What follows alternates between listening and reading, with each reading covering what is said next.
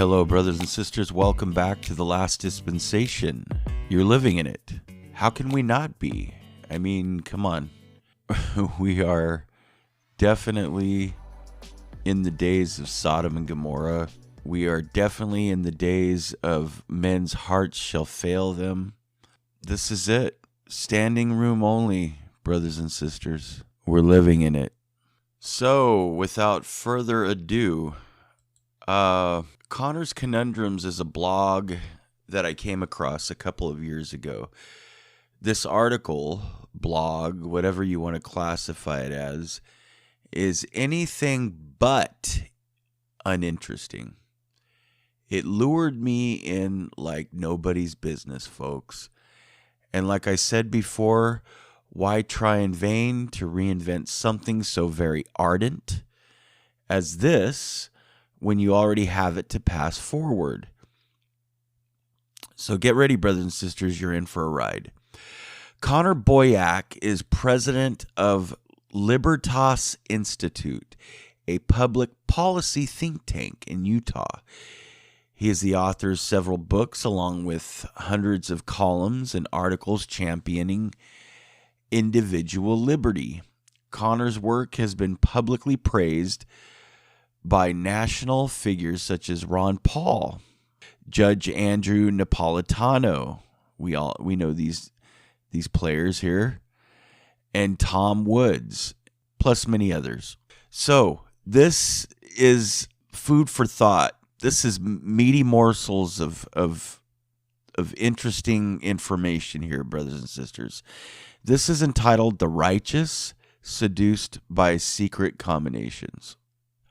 Once again, I'm going to be reading and commenting on this article. The Book of Mormon was intended and is correctly read to be applied to current events and personal relationships in our day.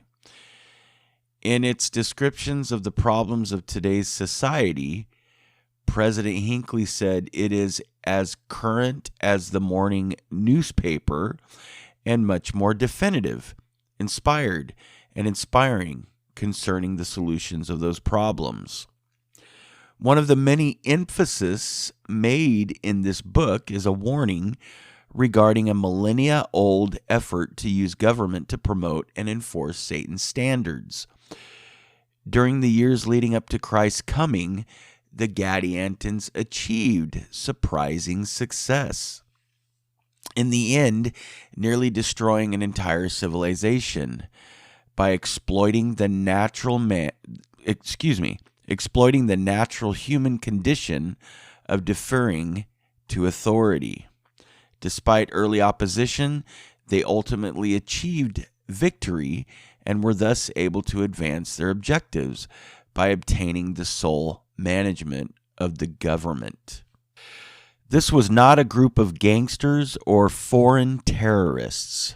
No, it was not MS-13. It wasn't some group out of the Middle East, from Iran, or from Saudi Arabia. None of those. Nope.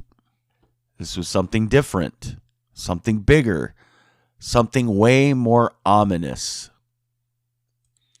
The secret combination was comprised of Nephites who wanted to usurp power to uphold their preferred leaders and alter the laws to suit their own desired needs. Sound familiar, brothers and sisters? They weren't enemies from a distant land or recognizable criminals on the street, like I said already. They were people who blended into society at large, whose distinguishing features were not visible and superficial, but ideological and thus largely undetectable. So whatever they were wearing, whatever the business people were dressing like back then, the politicians, the influencers, whatever they consider, the drama groups, those who put on plays, the actors, the theatrical community, the artists, they blended in with these people. Thus it was that after Kishkumen murdered the chief judge, he and his followers were unable to be ferreted out, mingling themselves among the people in a manner that they all could not be found. So, that brings us to this point. How did the Nephites allow themselves to be overtaken by their true enemies? Why did God's people, because we're not talking about other wicked people right now, we're talking about God's people falling for Satan's tricks. More specifically, how did the group of Gadiantans infest and overtake the government, replacing God-fearing men with Satan-supporting statists?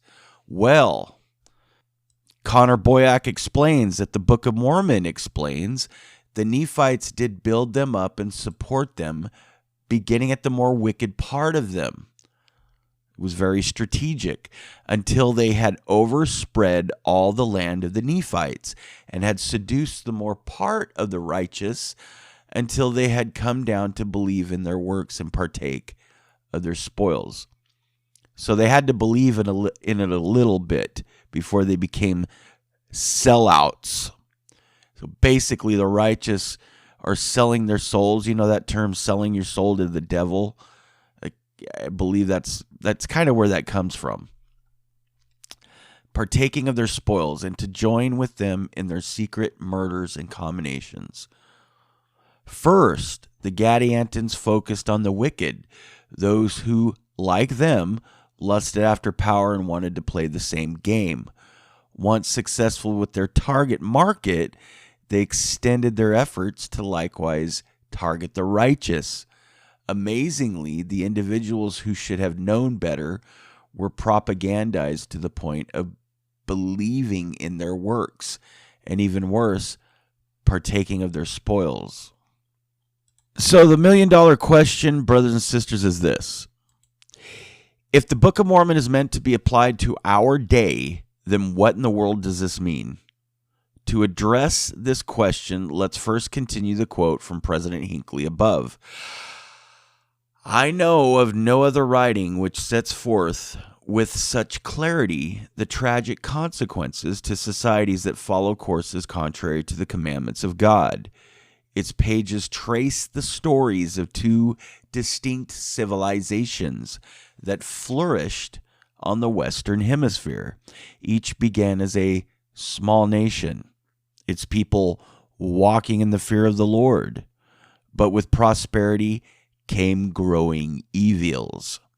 The people succumbed to the wiles of ambitious and scheming leaders who oppressed them with burdensome taxes, who lulled them away with hollow promises, who countenanced and even encouraged loose and lascivious living.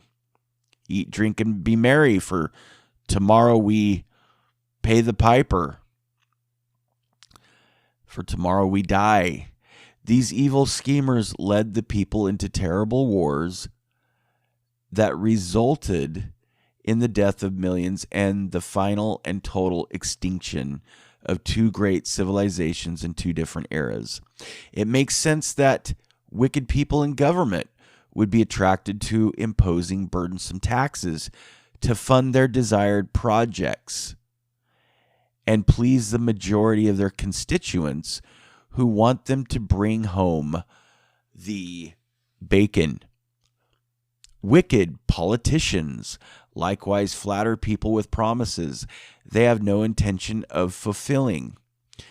And it's little surprise that wicked people encourage or personally exemplify a debasement in moral conduct, which necessarily permeates the political process of which they become a part. And wicked people love war as a tool to centralize power and wealth. There's no shock in any of this. What is a shock is to see supposedly righteous people tolerate such a system. And sadly, we're seeing that now. I don't think that it's going to end up any other way, though. And the only reason it's not that I'm losing hope, brothers and sisters. I believe everything I said yesterday about the Constitution and about saving it.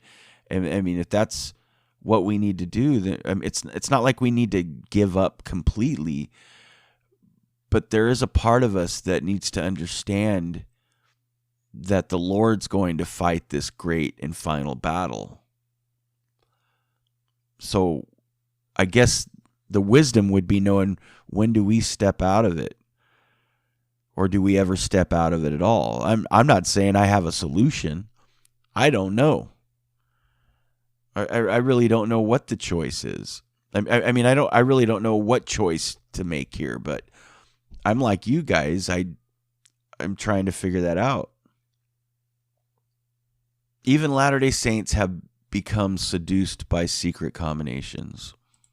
Also, sadly, many in our faith support the status quo of already burdensome taxes, and some want even more.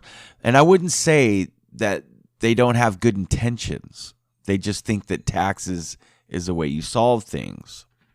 Many make hollow promises in pursuit of political power. Mormons have been instrumental in justifying the brutal exercise of centralized political power, including torture, and are heavy players in all levels of the military-industrial complex. And the Mormon masses, by and large, praise these people and policies, ignorant of the eternal principles, individual liberty, and personal responsibility being violated in the process. Connor goes on to say that his intent here is not to direct attention to specific individuals per se, but to highlight a worrisome trend that happened once before. And if the Book of Mormon is indeed relevant to our day, is happening once again. We Mormons, or should I say Latter-day Saints, are committed to bringing the truth of the gospel to who are blinded by the subtle craftiness of men, whereby they lie in wait to deceive, and who are only kept from the truth because they know not where to find it. But what happens when the very same messengers of truth have failed to understand and internalize the principles they profess to believe in? Many of those who know where to find the truth have been unable or unwilling to act on it appropriately. Instead, knowingly or ignorantly supporting secret combinations. So in a way, folks, you and I support secret combinations. I think that we all do it to some degree. I think it's to a certain percentage unavoidable, but we're talking about on a greater scale supporting them. Like most people, Latter-day Saints are good at rejecting evil in hindsight. Of course, like I said before, hindsight is 20/20. We revile the despots of world history and recognize their tyranny quite readily. But few are able to apply such scrutiny in the present and thereby tolerate or support the very violations they claim to detest. Helmuth Huebner's story highlights this problematic condition. For any of you that know who Helmuth Huebner is, it's a very sobering story. It's sad and amazing at the same time.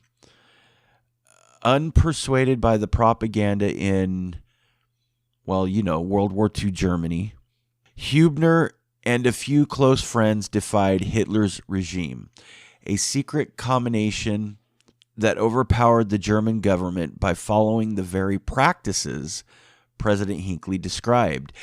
By distributing leaflets containing news he picked up from the British Broadcasting Corporation using a shortwave radio, Huebner had little support from his fellow Latter-day Saints. The branch president was a blank loyalist who attempted to excommunicate him, and many fellow members disagreed with his efforts. Ultimately, the young protester was beheaded for his supposed crime. It makes me think about what's going on today, and if anybody or any members of the, not just members of the church, but any good patriotic people might end up in that situation. And then in hindsight, we're going to look at them and say, they did the right thing. While I guess some of us slept. Moments in history that are, and at this time we're repeating history, it's complicated. It's very, very complex. And there's not one easy answer. Latter-day Saints who know of Huebner's story generally regard him as a heroic defender of freedom, despite his having broken blank laws, starts with an N, and they were people in Germany, blank law in carrying out his protests. Books, films, and other works have been produced describing his praiseworthy efforts, but the fact that he found so few friends among those who shared his faith illustrates the very point I'm making here. Even the very elect have been and will be deceived. The context of that scripture is a warning about false prophets, but as then Elder Harold B. Lee reminded us, false prophets and Christs, Matthew 24:24, as foretold by the Savior, may come to deceive us, not alone in the name of religion, but if we can believe the history of Italy and Germany and Russia, they may come under the label of politicians or of social planners or so-called economists, deceitful in their offerings of a kind of salvation which may come under such guise. The righteous never have been. The views and opinions shared by the Last Dispensation and or any guests should not be construed as authoritative views from the Church of Jesus Christ of Latter-day Saints. If you would like to learn more about the LDS Church, please go online to comeuntoChrist.org. The Book of Mormon is also available wherever you get your apps.